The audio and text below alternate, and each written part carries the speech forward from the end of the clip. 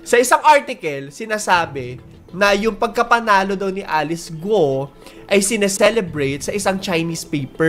Ayon sa Google Translate, yung ginamit nila, congratulations to Guo Jian, a Shangshan of Chaodai, for becoming the first female mayor in the Philippines and the first Chinese mayor.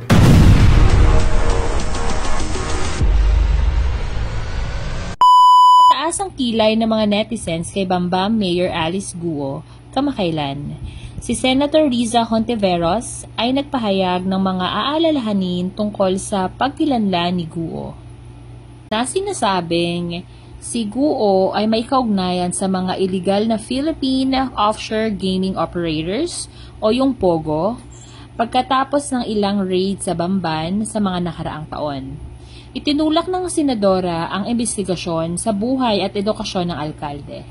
Gayunpaman, hindi nakapagigay si Guo ng impormasyon na access ng publiko, kaya nagtaas ng higit pang mga tanong tungkol sa kanyang pagkakakilanlan. Narito ang talagang alam natin tungkol kay Mayor Alice Guo. Una, siya ang kasalukuyang mayor ng Bamban, Tarlac. Noong 2022, siya ang naging unang babae na nagsilbi bilang alkalde ng Bamban. Pangalawa, Your Honor, hindi ko na po alam. Opo. Pangatlo, wala nang susunod. Yon, ganon. Salamat sa mga mapanuring mata at magagaling mag-research sa internet, lumitaw ang newspaper ads na ito noong nanalo si Guo bilang mayor sa Tarlac. Isa itong Chinese newspaper sa Pilipinas. Ayon sa Google Translate ay binabati nila ng pagkapanalo ang unang Chinese mayor ng Pilipinas. At ang sabi ng translation ay galing sa Fujian province ng China ang mga nagpahatid ng mga pagbati. There you go. Sino nga ba talaga si Mayora Alice Guo?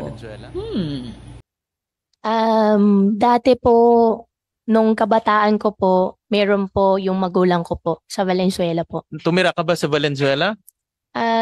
Tumira po ako parang, kung di po ako magkakamali, 1 taon po.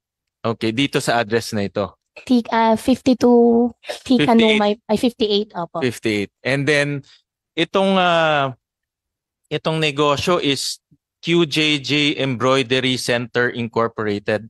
Opo. But interestingly, nung pina-check ko ito sa aming business permit section, walang ganyan na company in Valenzuela now and in the past.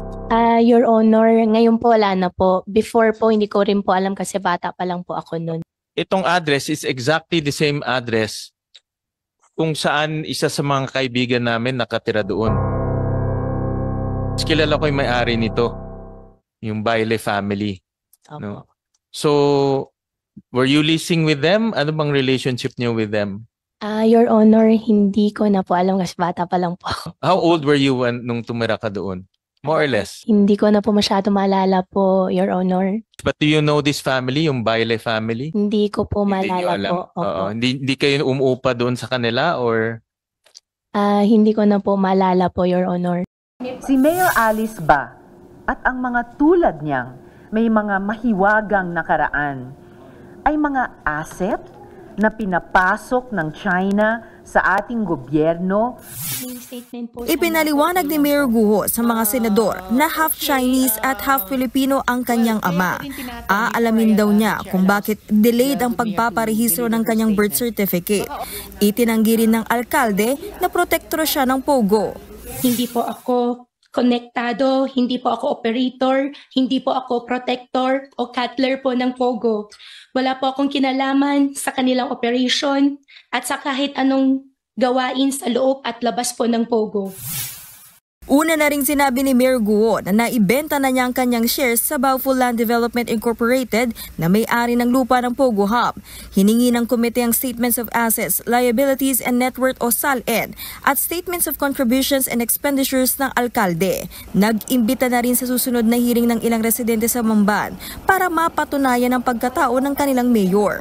Kasunod nito, nanawagan si Hontiveros na dapat nang umaksyon ang liderato ng Senado at Executive Department Department para tuluyang iban ang Pogo. Matagal na raw inirekomenda ng ilang senador ang Pogo ban na nagiging pugad umano ng mga krimen. I'm just waiting na ma-aksyonan na namin yon in plenary. Kung kailangan pang magpasa ng batas para lang